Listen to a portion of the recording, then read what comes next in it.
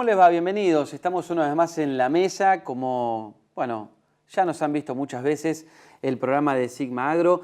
Vamos a hablar de innovación y de emprendedurismo. Tenemos una mesa con muchos especialistas que tienen un recorrido muy importante, muy interesante en todos los temas que vamos a abordar en el programa del día de hoy, ¿eh? Vamos a hablar de emprendedurismo, ellos son prueba de eso, de lo que estoy hablando, y también de innovación, donde acá claramente la inteligencia artificial tiene un rol muy, pero muy destacado, una situación que se está volviendo cada vez más importante, más presente en las empresas, más presente en nuestra vida cotidiana en realidad, en todos lados y muy transversal. Así que vamos a poner todos estos temas sobre la mesa con nuestros invitados que están aquí. Ya mismo lo presento a Freddy Vivas, que está con nosotros, que es ingeniero, profesor especializado en inteligencia artificial y SEO y fundador de Rocking Data. Gracias, Freddy. Un placer. Acá tenemos para hablar de todo, ¿no? Y mirá, emprendedurismo e innovación, y cuando digo inteligencia artificial, me encanta. Sí, y a mucha gente le brillan los ojos ya cuando hablamos de inteligencia artificial. O tienen miedo o les gusta, ¿no? Sí, como... exacto, pero genera siempre inquietud. Sí, eso es verdad. Y preguntas. Sí.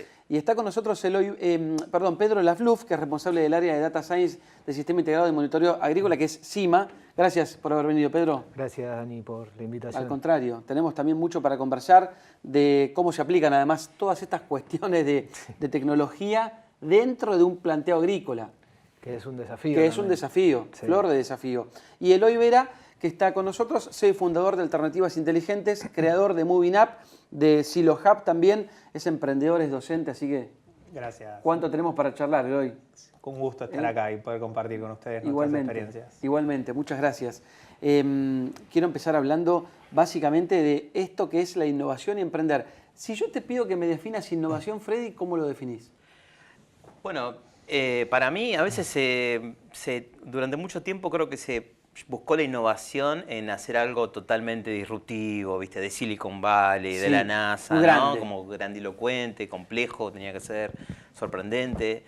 Y se confunde el concepto, porque para mí la innovación es agarrar algo que vos tenías y por ahí resignificarlo, reusarlo de una manera que te resuelve algo que antes no podías hacerlo, ¿no? Con los recursos que tenés, claro. que sabemos, en Argentina los recursos siempre son escasos, el tiempo, el dinero y todo. Entonces, innovar se vuelve algo cotidiano, o sea, desde la cosa más chiquita que tenés que hacer a un proyecto que te pueda llevar un par de años, ¿no? Entonces, para mí la innovación es eso, es como tratar de reusar los recursos que tenés a mano para solucionar algo de una forma distinta. Ahora está muy unido el concepto de innovación con inteligencia artificial, pero no necesariamente innovar es inteligencia artificial. No. Para mí innovar y tecnologías son cosas que van muy de la mano, ¿no? Porque la tecnología te permite hacer cosas en general escalables, más rápido, más barato, probar rápido, o sea, la tecnología nos vino a traer una forma de pensar nueva, digamos, y las grandes digitales, como cuando mirás un Netflix o un Google o Microsoft o empresas gigantes con datos digitales, ves cómo ellos gestionan distinto, ¿no? Claro. No tienen tantos supuestos, no, yo me imagino que el cliente necesita esto. No, prueban. Te muestran una cosa, ven cómo eso evoluciona, itera. Entonces es una forma de diseñar productos y servicios diferente. Entonces la tecnología nos vino a enseñar muchas cuestiones que hoy las empresas que son más tradicionales, podemos decir, como puede ser en el caso del agro o un sanatorio médico, un colegio, lo que sea, están aprendiendo o tratando de aprender de esa forma. Por eso para mí la tecnología y específicamente la inteligencia artificial son grandes herramientas que potencian la innovación, pero no necesariamente son lo único que hay que hacer, ¿no? Totalmente. Ustedes tienen esta mirada, me imagino. Cuando piensan herramientas, cuando piensan cómo acercarse al productor, utilizan datos, ciencia de los datos. ¿Utilizan estas herramientas también? Sí, todo el tiempo. Hoy convivís con la tecnología. Nosotros obviamente somos una herramienta tecnológica nueva, pero comparto la visión de recién de decir, lo que nosotros no hicimos nada nuevo, simplemente lo que fue, cambiamos la forma de hacer lo que ya veníamos haciendo. Todos vamos al campo, todos dejamos registrado el monitoreo, una orden de trabajo, antes era papel, hoy lo hacemos a través de una aplicación. Y bueno, eso por ahí fue la innovación, pero se terminó ahí. Ahora arranca otra innovación, que es, bueno, qué pasa con toda esa información que se va generando. Y también hay un punto que para mí, justo el otro día escuchaba una definición de esto de innovar, que es también agregar valor.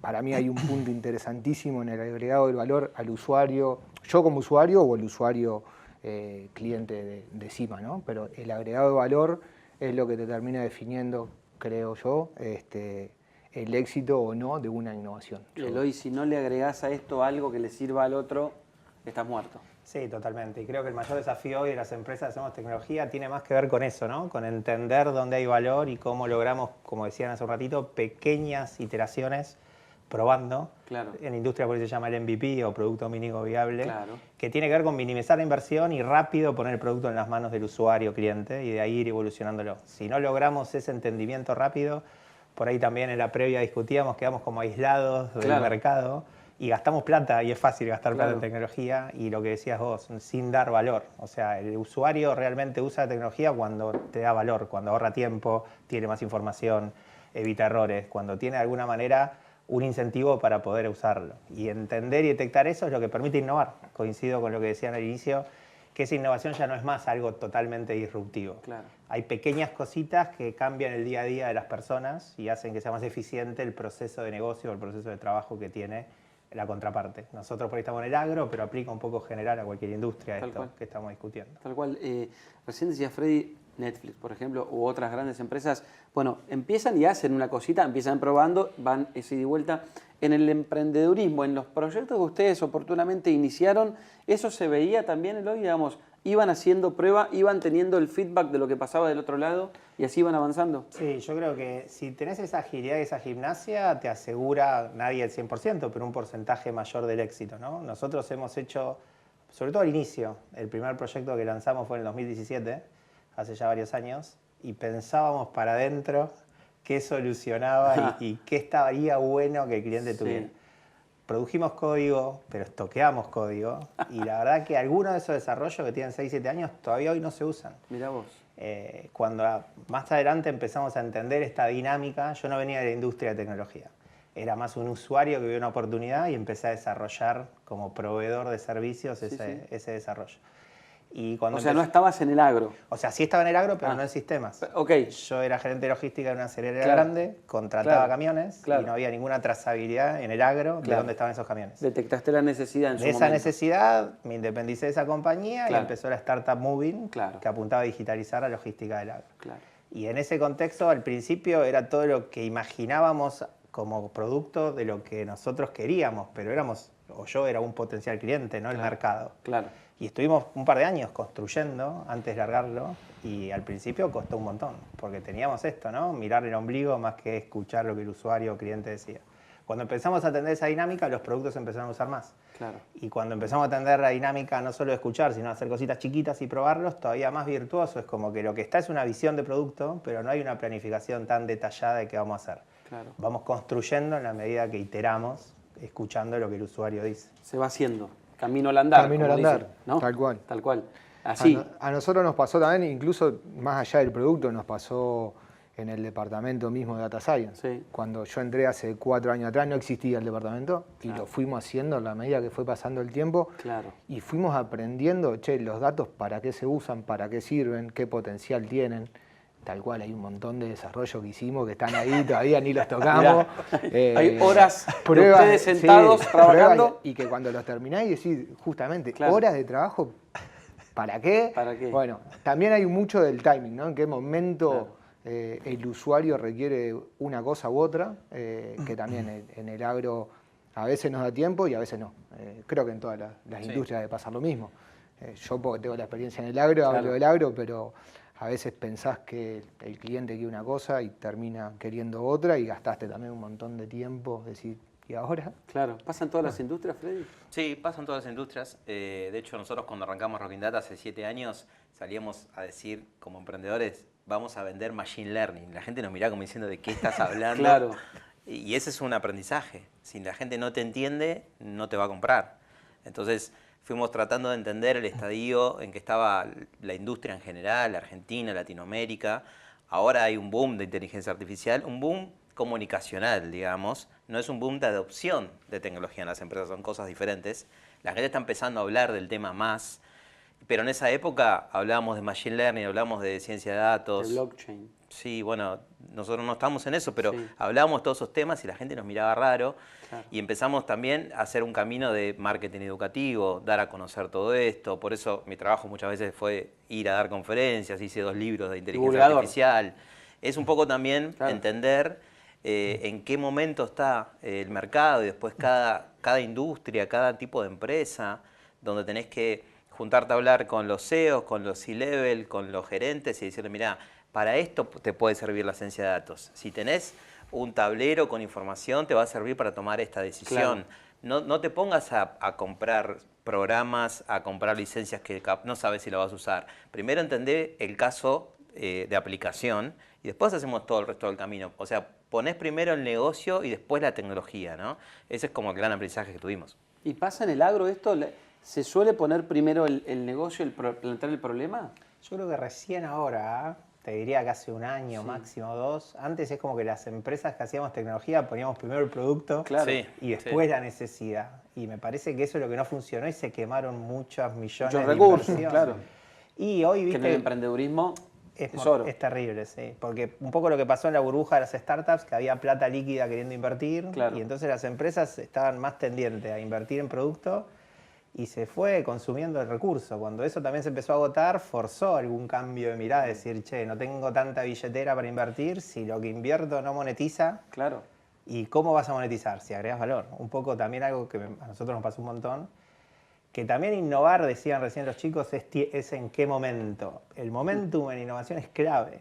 Hay muchas innovaciones que salen temprano y el mercado no está maduro para agarrarlas. Y conecto con esto de recién. Tenés que tener mucha billetera para aguantar esa madurez. Para cuando llega, aparte. ¿Cuándo llega? ¿Llega mañana? ¿Llega dentro de 1 año? Mirá vos, ¿les pasó eso a ustedes? Y nosotros, lo que te decía, la primera tanda de 2017 a 2020... invertimos bastante plata en cosas que no se usaron. Mirá vos. Sigue no sin usarse. Mirá vos. Pero esto que te pasa a vos le debe haber pasado a mucha gente, muchas empresas que invirtieron en su momento recursos y dinero y esas soluciones todavía no se aplican. Y pasa, yo creo que va a seguir pasando. Lo que pasa es que también vas aprendiendo, entonces lo que haces es disminuir ese tiempo perdido. Mejorás tu proceso. Mejorás, justamente, innovaste en tu proceso, digamos, y aprendiste sobre tu proceso y no te largaste a hacer algo. Antes averiguaste, haces un MVP, vas probando y decís, bueno, ahora sí el mercado está pidiendo esto. Pero ¿hay datos en el sector agropecuario? O sea, por ahí vos, Freddy, que tenés una mirada un poco más amplia, incluso más allá de la que tenés sobre el sector agropecuario, ¿hay datos como para poder trabajar todo ese tipo de soluciones? ¿O esos datos se están generando a partir de que se empezaron a hacer este tipo de productos, que empezaron a recabar información y a partir de ahora, bueno, quizá vamos a una segunda etapa, un segundo capítulo donde empezamos a, bueno, amasamos esos datos, ¿no? Y le sacamos el jugo? Sí. Mira, me acuerdo cuando empecé mi empresa que hicimos reuniones de pensar, bueno, ¿qué industrias vamos a trabajar? Y después la realidad es que los clientes que llegan eran los que llegan. Pero en el documento inicial estaban estas conversaciones. Y me acuerdo que hace unos 8 años el sector agro era uno de los menos digitalizados de todos los que existían en la Argentina. Estaba, me acuerdo que estaba salud, gobierno y agro, como los menos digitalizados.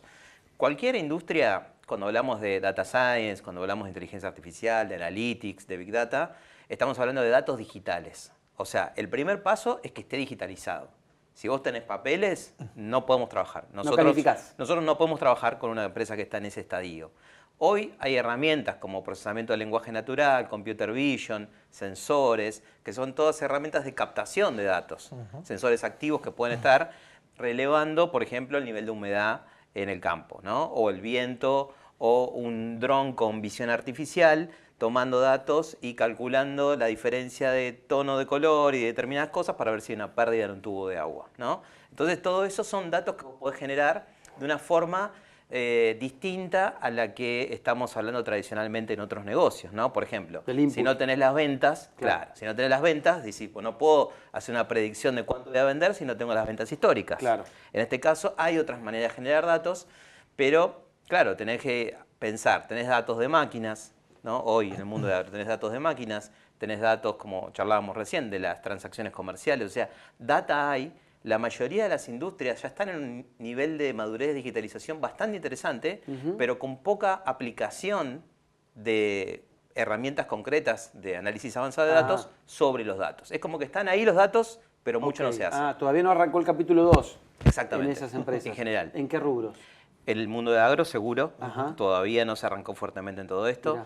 Estoy hablando de Argentina y Latinoamérica, ¿no? Si vos mirás Japón, si vos mirás Europa y Estados Unidos, hay proyectos de un agro del futuro, digamos, donde se convergen muchas tecnologías, como decíamos, trazabilidad, blockchain, por decirlo de alguna forma, drones, IoT, inteligencia artificial aplicada en todo eso, tenés 5G, tenés un montón de tecnologías de infraestructura de conectividad también necesarias, y hay países del mundo que ya están aplicando todo eso. Todo eso a Argentina todavía no llegó, o llegó en cuentagotas, ¿no? Claro. Ojalá que llegue. Va a llegar. Va a llegar. Más antes que después. Ojalá, no sé cuándo, pero va a llegar. Pero digo, lo de la infraestructura no es un tema menor. No. Te tiene que acompañar además el país, porque lo que vos mencionaste de la cobertura, por ejemplo, todo esto es funciona, digamos, es útil, se pone en marcha, mientras que tengamos un paraguas que sea la conectividad. Hay países, hace poco estuve en España, estuve muy cerca de África, donde hay cosas experimentales muy interesantes. Hay sistemas como, por ejemplo, LoRa, que es un sistema de una conectividad de larga distancia, que te permite no tener un Wi-Fi tradicional, no depender de un 4G, y te permite tener cierta conectividad. Entonces, por ejemplo, hemos trabajado con proyectos con drones, que los drones tienen un corto, usan, digamos, energía solar, se recargan baterías, tienen un alcance corto, van, se cargan, y tienen como una base donde descargan los datos, digamos, y no hacen un recorrido tan largo. Pero la evolución, eso no debería ser durante mucho tiempo así, ¿no? Es como vos decís, para poder tener una red sólida, se monta encima de la infraestructura de conectividad. Y bueno, acá en Argentina ya tenemos 5G, ya se está probando, hay lugares donde ya está funcional. Así que la expectativa es de que eso pase en el corto plazo, ¿no? Sí, ojalá que pueda ampliarse, ¿no? A nivel país, pero uno cuando piensa en el agro, Pedro, lo que piensa siempre es que esos datos que se tienen están muy vinculados a las cuestiones climáticas o de antecedentes del lote que están relacionadas, a una cuestión o climática o, bueno, una problemática X o colorimetría, digamos, cuestiones. Ahora, más data del negocio en sí mismo, ¿hay? Sí. ¿Se está generando? Yo creo que se está generando, tal cual como decía Freddy recién. Estamos arrancando. Obviamente nosotros, por ejemplo, ya llevamos 5 años con mucha digitalización de datos del lote, ¿no? Adentro del lote, más allá del rendimiento, que esa información ya viene de hace mucho más tiempo, porque mal o bien las máquinas ya están hace más tiempo, digamos, con monitoreo y con información de rendimiento. La información climática, lo que pasa es que en el agro te atraviesa. Cualquier explicación que vos quieras dar en una situación en el agro, y en algún momento caes. Está el clima. Está ahí la explicación. No llovió durante mucho tiempo, llovió todo. Después, ahora se empieza a incorporar información satelital. Nosotros, está bien, los drones, hace un par de años pensábamos que era el futuro, y hoy nosotros vemos que tenemos mucha información a partir de las imágenes satelitales, de índices. Hay cada vez más satélites dando vuelta con menos resolución. Entonces la información se empieza a generar. Lo que nos está pasando también, y ahí es una ventaja que tenemos nosotros, por lo menos la vemos así, que tenemos el chequeo de campo. Mal o bien, en algún momento siempre vas a necesitar ir y chequear que la información del satélite realmente es así. Nosotros tenemos el modelo de estimación de rendimiento. Basa todo en base a satélite, pero en algún momento necesitamos que el usuario nos diga, el lote rindió 3.000 kilos y el modelo decía que rindió 3.002. Bueno, listo, check. Pero necesitamos todavía un poco de información que nos vaya diciendo, ¿es por acá o no? Por ahora, nosotros, capaz que es por un poco lo que decía Freddy también, del volumen y los años de información, todavía nos falta chequear, capaz, tener más años dentro de la cartera para capaz que independizarse un poco más del chequeo de campo. Te tenés que ir adaptando constantemente.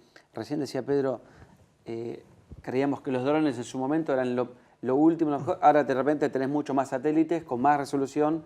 Tenés que ir sistemáticamente readaptándote, mientras que estás desarrollando. Sí, a nosotros nos toca una parte del proceso que por ahí el agro está todavía más atrasado que lo que tiene que ver con la producción en sí mismo, ¿no? Como nosotros damos soluciones más en la logística o en la parte más comercial de las cotizaciones, el registro de negocios, tenemos muchos clientes que el Excel es algo avanzada, digamos. en ese contexto, como decía Fred hace un rato, por ahí no está el dato. Entonces nosotros estamos permitiendo originar esos datos digitales al tener plataformas. ¿Y te los dan los datos? A ver, los datos son del cliente. Claro. Nosotros somos, una discusión, ¿no? Es una discusión. Porque si del otro lado tampoco tienen entendimiento técnico de qué quiere decir eso, cómo nosotros lo resguardamos, a veces no es solo un tema de confidencialidad de un contrato. Claro. También es explicar qué arquitectura hay, qué cuestiones de seguridad hay. Pero los datos son de los clientes, no nuestros. Pero nosotros somos un vehículo para que ellos empiecen a registrar datos que no tenían. Ejemplo, en un negocio de cotizar y venta de insumos, cuántas cotizaciones hicieron, qué porcentaje de conversión hay. Es un montón de información. Es un montón. Sí, y si no queda en un sistema y es todo teléfono o WhatsApp, se pierde. Nosotros, al tener una aplicación, un cotizador, digitalizás eso y después de 2, 3, 4 campañas empezás a tener los datos, que ahí por ahí Freddy puede venir y darle valor. Claro, tal cual. Pero hoy, por ahí, nosotros tenemos clientes que tienen un año como antigüedad máxima, entonces no hay tanto para hacer. No hay tanta info. Tomo lo que decías del capítulo 2. Creo que el agro recién está terminando el capítulo 1 y no sé si lo terminó. Y me parece que nada, lo que viene es hiper desafiante, porque la cantidad de datos de esa industria es muy grande, en un montón de dimensiones, Totalmente. ¿no? Volumen, facturación. Sí, totalmente.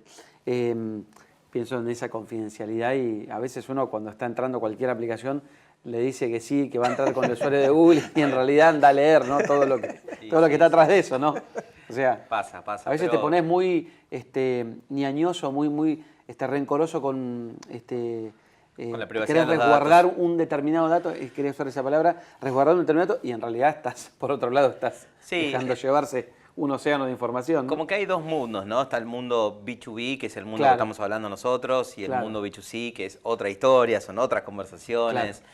En el mundo B2B vos tenés una empresa y vos querés optimizar tus procedimientos. En el caso del mundo de agro es optimización y mejora la sustentabilidad. O sea, todas estas tecnologías que estamos hablando tienden hacia eso, ¿no? Hacer más eficiente tu trabajo y enfocarse en la sustentabilidad, ¿no? Y yo creo que, hablando de los datos, me acuerdo hace unos 15 años más o menos, cuando yo entré en el mundo de la data, se hablaba de ser data-driven. Ser data-driven es tomar decisiones basadas en datos. ¿Qué es lo que hacemos? Cualquier persona que tiene una empresa toma una decisión basada en data, ¿no? Sí, tal cual. Pero hay que ver qué data tenés también, ¿no? Hay que ver si tardás una semana en que te manden un informe en papel.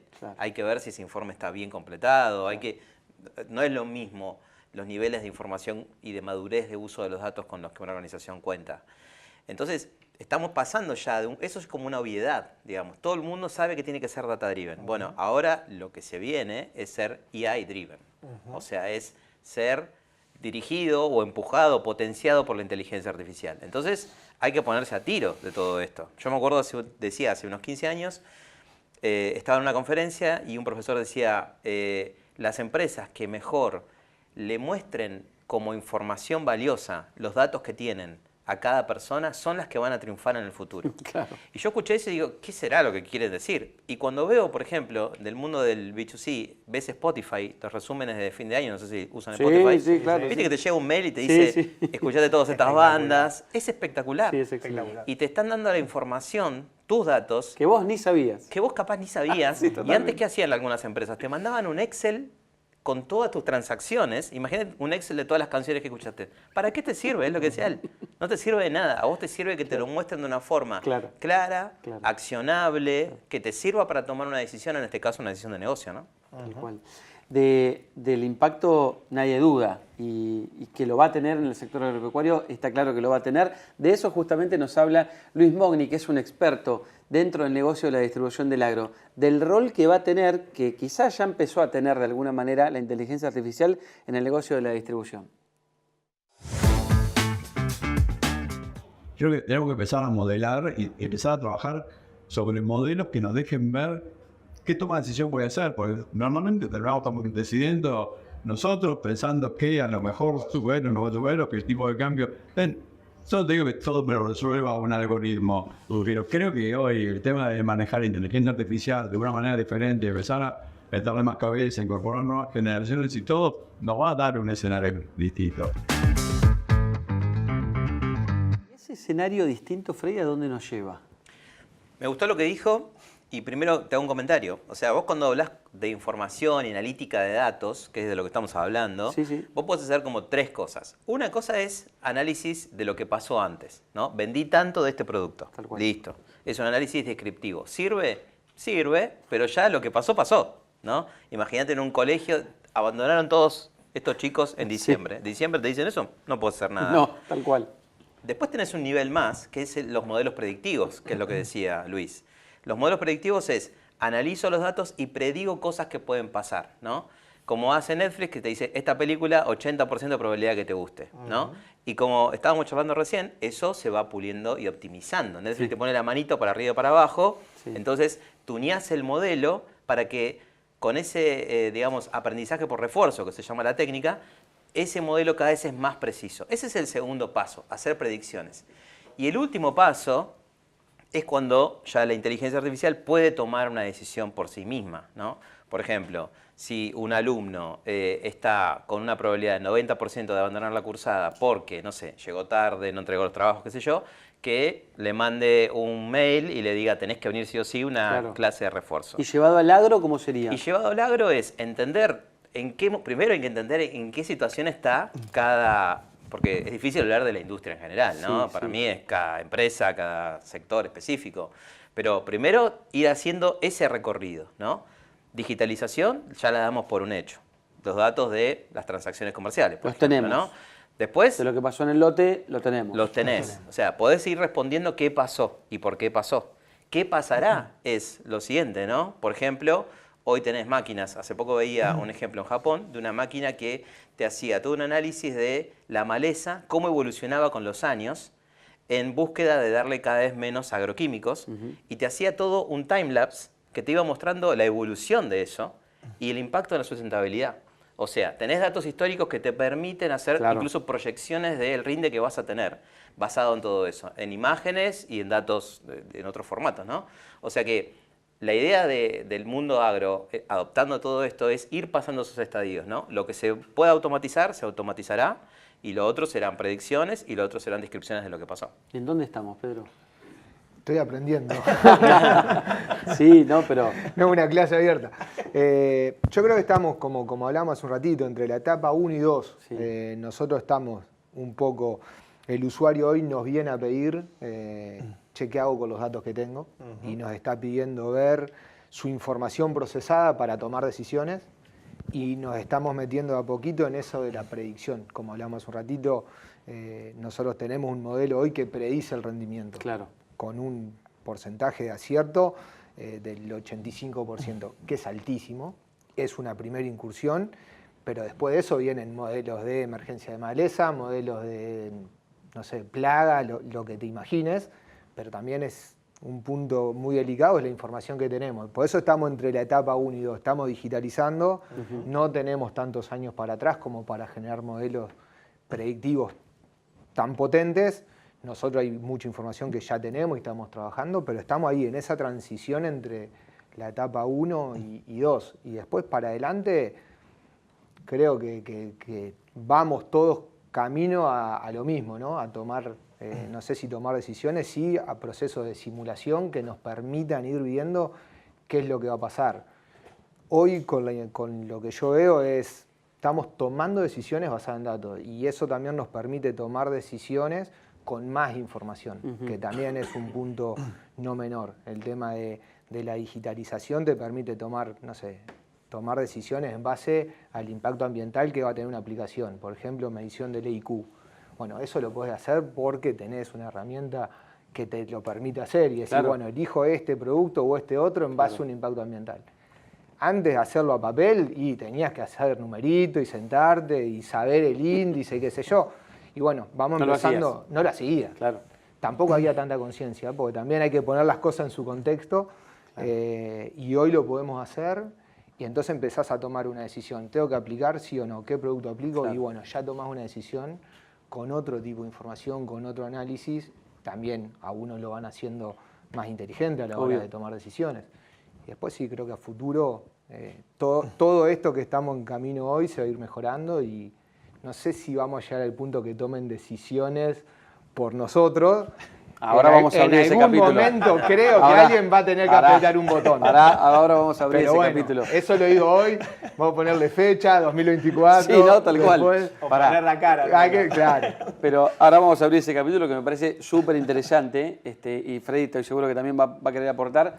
Pero cierro esta ronda con ese hacia dónde va, que decía Luis Mogni recién en la entrevista que veíamos, hacia dónde nos va a permitir llegar lo que estamos haciendo. Nosotros lo vemos en nuestros clientes más, insisto, los procesos comerciales o logísticos. Sí. Y un poco la pregunta empieza, con toda esta información, ¿no me podés ayudar a cuándo vendo? ¿O no me podés ayudar a cuándo compro? Sí. La verdad que nosotros hoy no tenemos estructura o equipo pensando en esto. Sí creemos que es inminente y el año que viene querríamos hacer algún piloto, porque un poco es lo que venimos charlando, ¿no? Digo, empiezan a estar los datos y como decíamos, está tan de moda que los clientes mismos nos dicen, ¿y qué haces ahora? ¿Qué hacemos con esto?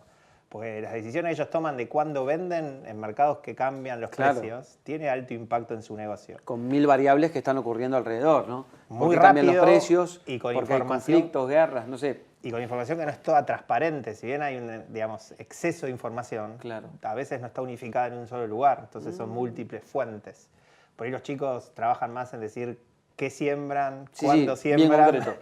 Y nosotros más de cuándo se venden los productos o cuándo se compran los insumos también, ¿no? Sí. Así que un poco hay una oportunidad de ir haciendo más eficiente el negocio del productor, en definitiva. Y me parece que, decía Freddy hace un rato, la sustentabilidad es lo que cruza también todo esto, ¿no? Porque me parece que en un mundo que necesita más alimentos, que el medio ambiente está hiper amenazado, que la inteligencia artificial permita de alguna manera optimizar esa ecuación, pareciera como un gran desafío hasta social, no solo económico. Totalmente.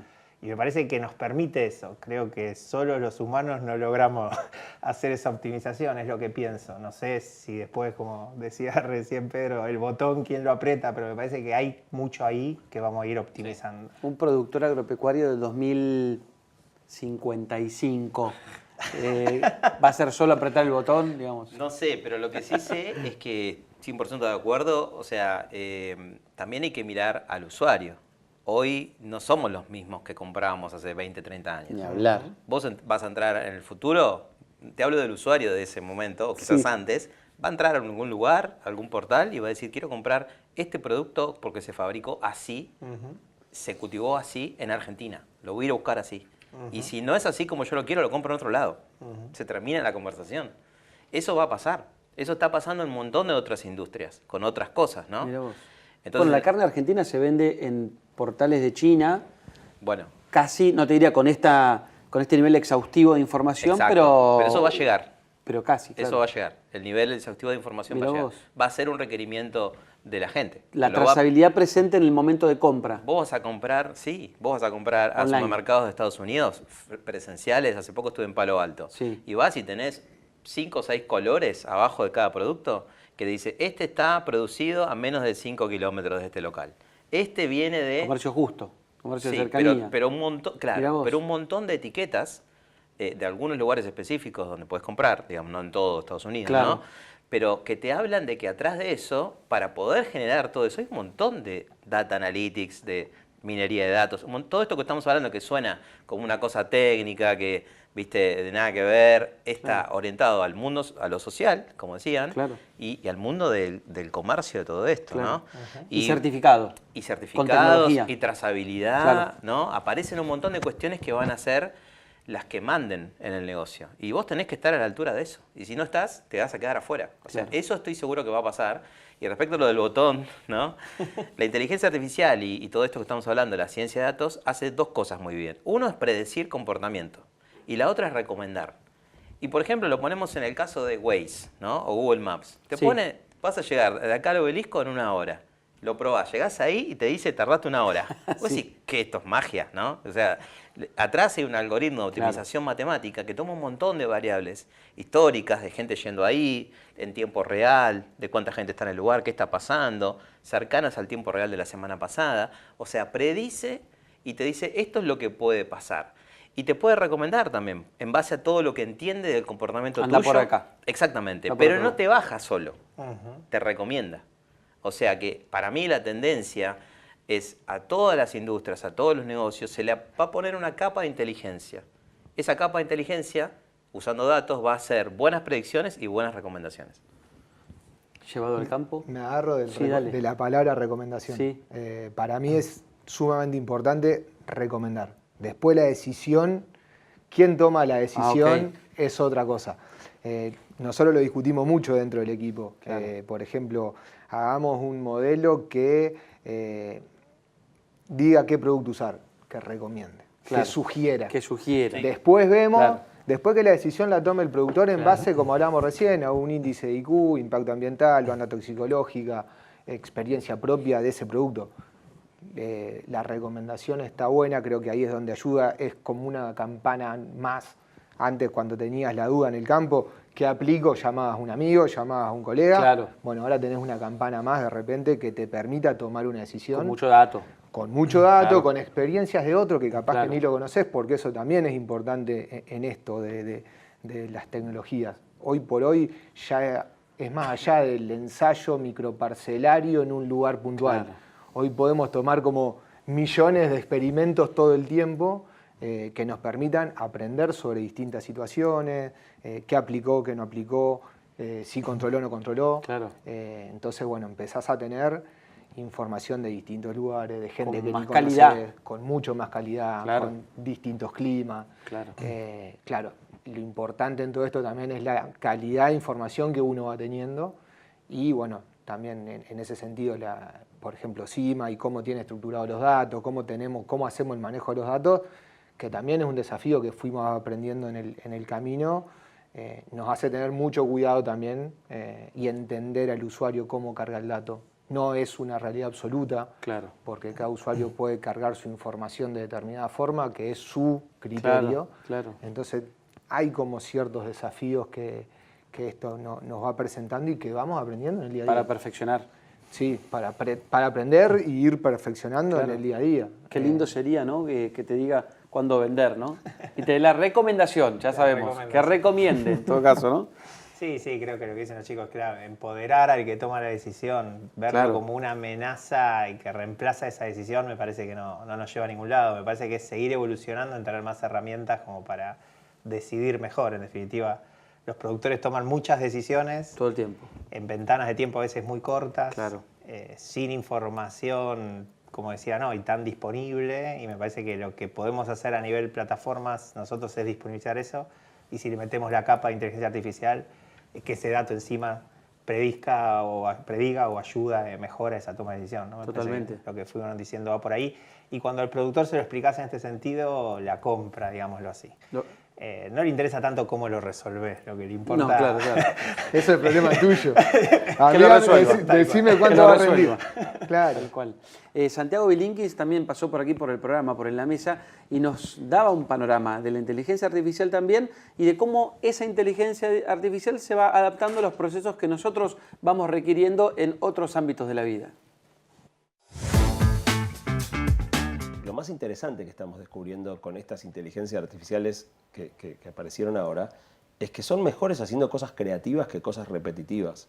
Son muy buenas creando e inventando cosas nuevas. No son un loro que repite lo que aprendió, sino que toma lo que aprendió y puede en base a eso hacer producciones completamente novedosas. Una de las cosas más importantes cuando uno usa sistemas como por ejemplo ChatGPT es que uno puede tunear la perspectiva desde la cual ChatGPT... Si vos le haces una pregunta genérica, ¿qué me conviene? ¿Sembrar soja o maíz? Sí. Te va a responder algo porque siempre responde. Ahora, si vos tuneas la perspectiva y decís, quiero que me respondas como si fueras un gran experto en siembra, en agricultura, vos podés moldear desde dónde mira ChatGPT el problema y te va a dar una respuesta muy distinta. Que el futuro realmente hoy se construye más en el despacho de los grandes líderes tecnológicos que en el despacho de los ministros o los presidentes. Qué interesante. ¿Qué pensás, Freddy? Bueno, lo que estaba hablando Santi es esta capa conversacional, ¿no? O sea, la inteligencia artificial, la ciencia de datos. La inteligencia artificial tiene 60 años, primero, hay que poner en contexto, ¿no? ¿Tanto? Y sí. De hecho, mira, hace poco estuve en Stanford y estuve en el laboratorio de inteligencia artificial que en el 61 ya investigaba estas técnicas que estamos hablando, ¿no? De speech to text, o sea, que vos le hables al celular y lo interprete, ¿no? En el 61. O sea que en el 57 se hicieron las primeras... Y era mucha investigación, claro, ¿no? Por eso también es interesante que se ve el desarrollo académico, cómo evoluciona en el tiempo, ¿no? Y no son cosas de la noche a la mañana. Claro. Yo estaba justo en Stanford cuando se lanzó la versión nueva de ChatGPT, que tiene la capacidad de que le hables y que te interprete. Y justo estaba en ese momento y digo, en el 61 se empezó a investigar esto. ¿Qué significa esto? Que, digamos, la inteligencia artificial generativa, que es esto que está mencionando Santi, la capacidad conversacional, es bastante nueva. La inteligencia artificial en general no es nueva, pero la capacidad de generar texto sintético, video, foto, procesamiento de voces, como lo estamos viendo ahora, es muy nueva. Y va a ser un gran aliado. O sea, me imagino que las plataformas de los chicos van a tener una capa conversacional donde el cliente le mande un audio y le diga, en vez de estar revisando un tablero, le va a mandar un audio y le va a decir cuánto voy a vender o qué compro este producto y le va a responder. Pero no va a ser vía ChatGPT, porque ChatGPT pensá que es una empresa donde vos le subís la data ya deja de ser, digamos, solo tuya. Hay que tener cuidado con eso. Lo que tenés que tomar es la capacidad conversacional. Entonces, creás una capa conversacional que se conecta a los datos de la plataforma a los chicos y los clientes interfacean de forma privada y controlada y segura, ¿no? Pero esa capacidad conversacional sin duda va a ser el futuro, ¿no? Pasamos de ver un Excel a ver un tablero donde filtramos y empezamos a entender un poco más, a conversar con los datos. Esa es la evolución. No lo puedo creer. Yo sigo aprendiendo. Estoy realmente es lo que va a pasar. Nosotros hoy tenemos esa misma discusión. Sí. Estamos tratando de ver justamente, como decíamos hace un rato, que baje un poco la espuma y sacarlo mejor y lo que mejor se adapta al momento que estamos hoy. Y también tenemos que hacer un poco de proyección, porque tampoco podemos decir, bueno, hoy se adapta a esto y nos enfocamos acá, sino que también tenemos que trabajar en lo que se adapta hoy, pensar un poquito, hacer un poco de futurología, ir ya preparando el terreno para lo que se viene.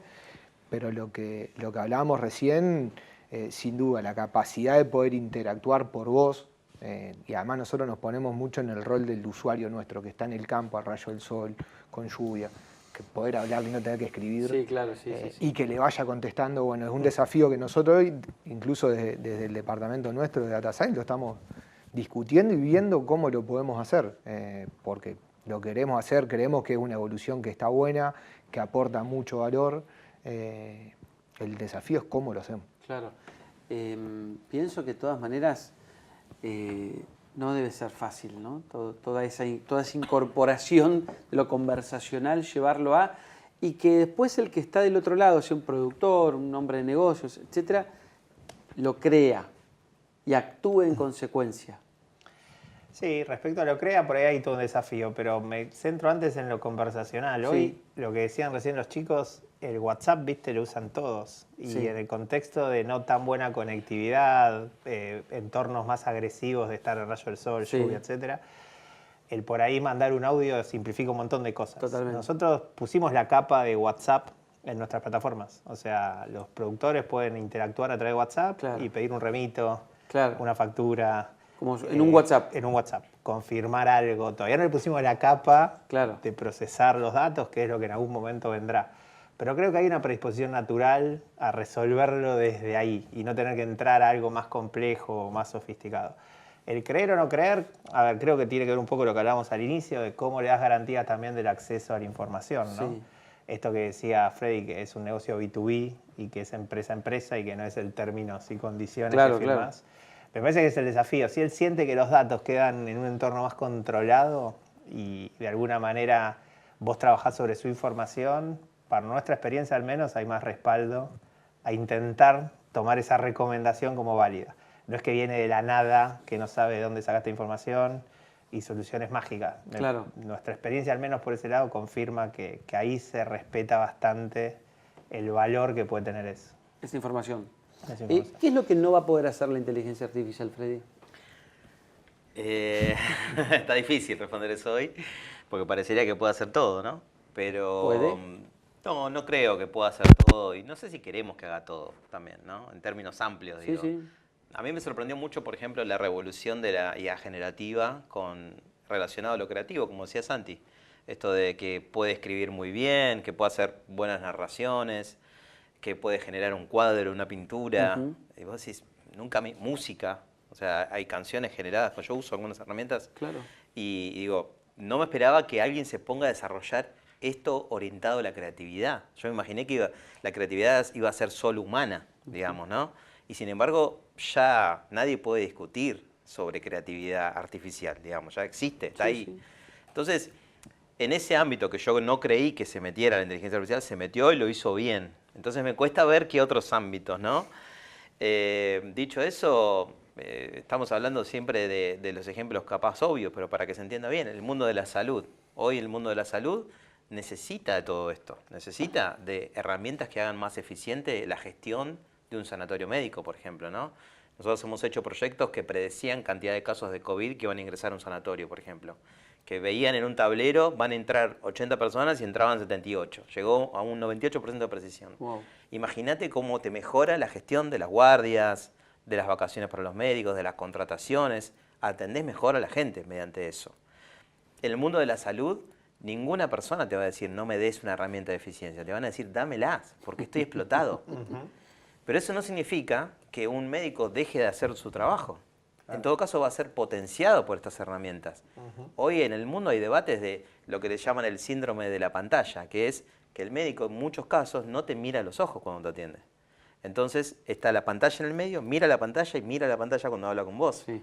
Y mucha gente ya está reclamando eso como una falta de empatía. ¿Qué está mirando? Está tratando de hacer rápido el trabajo, pero no está enfocándose en lo humano, que es lo que creo que es donde tenemos que enfocarnos, ¿no? Pero dicho concretamente en estos ejemplos, porque si no queda en el aire como, bueno, lo humano, y es fácil decir eso, pero lo humano tiene que ser puesto en valor, ¿no? Creo que la incorporación de estas tecnologías nos van a elevar la vara de humanidad a nosotros, nos van a hacer más humanos, porque muchas otras cosas las va a resolver la tecnología. Lo automático. Sí. Lo automático. Y no solo tan automático, ¿no? Porque lo que decíamos, la creatividad. Claro, claro. Hay muchos, en el mundo de la salud, hay muchas evaluaciones hoy donde inteligencia artificial conoce y puede diagnosticar. Sí, seguro. Donde encuentra una mancha en la piel que puede ser peligrosa con más precisión que un médico. Seguro. Porque además aprende colectivamente, ¿no? No es ¿cuántas cirugías ve un médico? 1000. ¿Cuántas ve la inteligencia artificial? Millones. Claro. Aplicalo a detección de maleza, aplicalo a lo que sea, ¿no? Sí, es como decíamos, decisiones macro que te pueden decir, en un campo similar al tuyo, con las mismas características, y se hizo esto y funcionó de tal manera. Sí. ¿Es un insight que te va a servir? Seguro. Me preocupa igual que todos tomemos decisiones en función de eso, porque también es un tema. Que todos tomen decisiones basados en el mismo criterio va a generar un cambio muy claro de lo que va a pasar. Bueno, esa es la aplicabilidad. Porque si te dice, bueno, es el momento para vender, bueno, vendemos todos. Pero imagínatelo.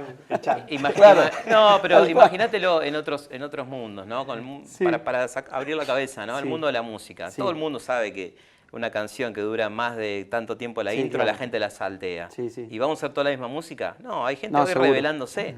Hay gente también diciendo, no, mi técnica es, yo quiero hacerlo así.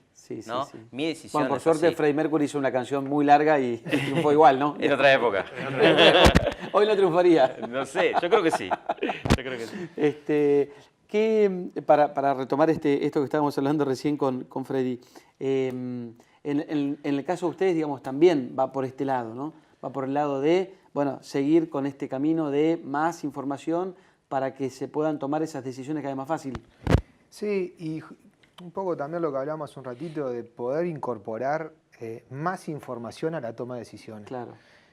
Yo creo que lo que nos está obligando un poco todas estas herramientas y todo lo que tenemos disponible es hacer cada vez más profesionales. Y tener cada vez más foco puesto en la profesión. ¿Hay algo que creas que la inteligencia artificial no va a resolver en el caso de la agronomía? No me animo a decir. No me animo porque no sé lo que viene. Como hablamos un rato, yo hace 5 años pensaba que la solución estaban los drones. Y hoy descubro que muchas de las soluciones que me ofrecían los drones, hoy la tengo los satélites. No sé qué viene para adelante, ese es el tema. Es más, creo que justamente nosotros mismos y nuestra formación es la que está limitando un poco el avance de algunas tecnologías, porque, como decía Freddy, yo no me cuestiono o no tengo el ejercicio de cuestionarme dónde más lo puedo aplicar. Entonces, yo mismo estoy limitando hasta dónde va a llegar. no sé, mañana va a venir un colega con 10 años menos que yo, con otra cabeza, con otra formación, y me va a decir, che, mirá que lo podés aplicar acá también. Y no sí. se me había ocurrido. Claro. ¿Hay algo que creas que no va a poder hacer la inteligencia? Y estoy un poco como los chicos, me parece que es muy difícil asumir eso. Creo que sí está bueno volver al inicio de la charla, ¿no? Que innovar es pequeños pasitos y un poco con lo que está disponible ver cómo facilitar a que se tomen mejores decisiones. Me parece que por ahí está bueno entender la macro y a dónde va. Como estuvimos charlando hoy, suma un montón, pero después está la realidad del día a día y que tenemos que volver a las empresas a dar por ahí ese valor y no hay duda que aplicar esto ya genera bastante valor. Pero sí, no me animo a decir que no va a poder resolver. Creo que en el fondo es una herramienta más, como cuando en los 2000 empezó Internet más masivo y todos decíamos dónde terminaba esto. Y terminó en que todos tenemos internet y no mucho más, digamos. Sí, tal cual. Y cada uno, hay algunos que lo usan mejor. Claro. Yo hago algo, otro hace otra cosa y la diferencia no está en tener internet o no, en cómo lo usás. Y no por internet se eliminó la civilización, digamos. Así que me parece que es más o menos, simplificándolo, pero ¿no? el Con futuro... todo el respeto a los que tienen mucho más desarrollo académico, me parece que llevándolo más a la práctica es una herramienta más de la civilización, digamos. Y es con inteligencia artificial el futuro y lo que viene para el sector, por lo menos productivo nuestro, el futuro es con inteligencia artificial de la mano. Sí. Hoy nosotros vemos demanda, está bien que está de moda, ¿no? Pero vemos esto, si lo sacás de los títulos, en tener mejor información para tomar mejores decisiones. En definitiva es eso. ¿Cómo viene la información? 20 años atrás venía con un Power BI y estandarizar un gráfico para mirarlo mejor. Después fue mutando hasta hoy que te predice un poco más solo con los ejemplos que decían del Waze, Google Maps, para tenerlo más a mano. Pero resumiéndolo, me parece que va por ahí. Me parece que aplicado a estos negocios, en otra discusión más B2C podrá ser más amenaza, no sé, es otra discusión. Pero acá en empresa me parece que los decisores van a seguir estando siempre y es una herramienta más que hace más eficiente el proceso, digamos, ¿no? Es con recomendaciones. Pedro. Sugerencias. O sugerencias, ¿no? El futuro es con inteligencia Sí. artificial. Sí, me agarro del ejemplo del Internet. Es una herramienta más que va a ir evolucionando, va a ir mutando. No creo que sea lo que tenemos hoy, dentro de un par de años. No creo que sea solamente el chat o solamente, no sé, lentes de realidad virtual. Va a ir mutando. El tema es saber a dónde y saber hasta dónde va a llegar. O ir adaptándose también, porque capaz que nunca, no tiene fin. También Internet, una herramienta, no tiene fin. Y después coincido con todas las tecnologías, pero a lo largo de la historia. Podrá ser mejor o peor mientras sepamos cómo cuidarlas y cómo utilizarlas.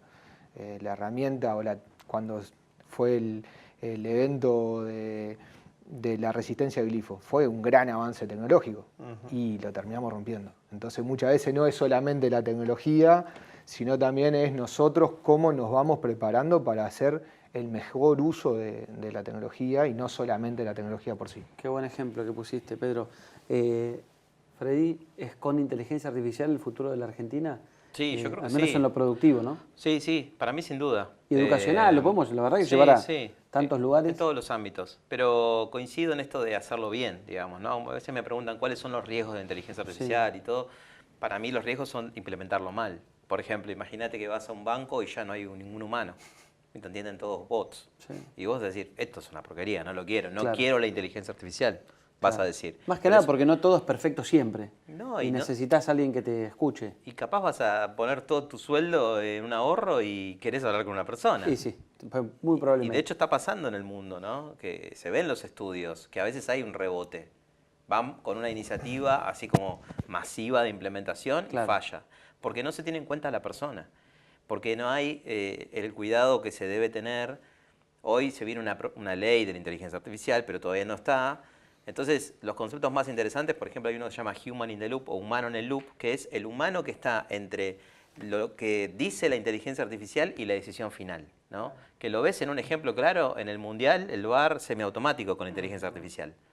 La inteligencia artificial detecta la pelota, el brazo del jugador, lo que sea, pero después hay 3 personas en una sala que le dicen al árbitro, mira, pasa esto, haría esto, ¿no? Le dan la recomendación, la sugerencia. Pero hay un humano ahí, ¿no? Y eso aplícalo, lamentablemente, al mundo de las guerras, donde hay drones automatizados. Claro. Aplícalo a una sala de cirugía donde hay un robot que hace cirugía. Operando. Yo he estado, pude ver personalmente robots que hacen eso, donde tenés humanos tomando las decisiones. Una mala implementación sería no tener en cuenta eso. La ley va a venir a decirte, hay actividades de inteligencia artificial de alto riesgo, de medio riesgo, Claro, de bajo riesgo. claro. Eso se viene en Europa y seguramente el mundo lo va a adoptar, pero todavía no estamos en esa conversación. Yo creo que va a llevar 1 o 2 años, ¿no? Hasta que eso pase, dependemos mucho también del criterio y por eso también está bueno tener equipos multidisciplinarios. Por ejemplo, nosotros en Rocking Data tenemos el líder de inteligencia artificial es un filósofo. O sea, voy a decir, ¿por qué tenés un filósofo? Está bien, él programa en Python y es un experto técnico también, muy bueno, pero además tiene una visión. Cuestiona. Exacto. Claro. Y tiene esa visión de entender la complejidad y estas son decisiones muy complejas, ¿no? A veces los clientes nos vienen a decir, che, pero ¿puedo hacer esto? Y vos le decís, no, no lo hagas. No te recomiendo que hagas esto porque puedes tener un problema ético, de responsabilidad, futuro.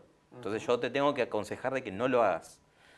Y bueno, están esas conversaciones hoy, es una herramienta tan poderosa y tan nueva que estamos todos entendiéndola y construyendo eso. Pero con el humano en el centro. Con el humano en el medio. Gracias a todos. Muchas gracias. Eloy, Pedro, Gracias, un Freddy, placer, gracias. Un placer enorme. Espero que hayan disfrutado la mesa como la disfruté Muchísimo. yo. Muchas gracias. Muchísimo. Nos reencontramos muy pronto, como siempre. Nos van a encontrar aquí en la mesa con charlas, con debates, con propuestas, con iniciativas, con cosas que ojalá, como digo siempre, les dejen algo más a ustedes que están del otro lado. Nos reencontramos pronto.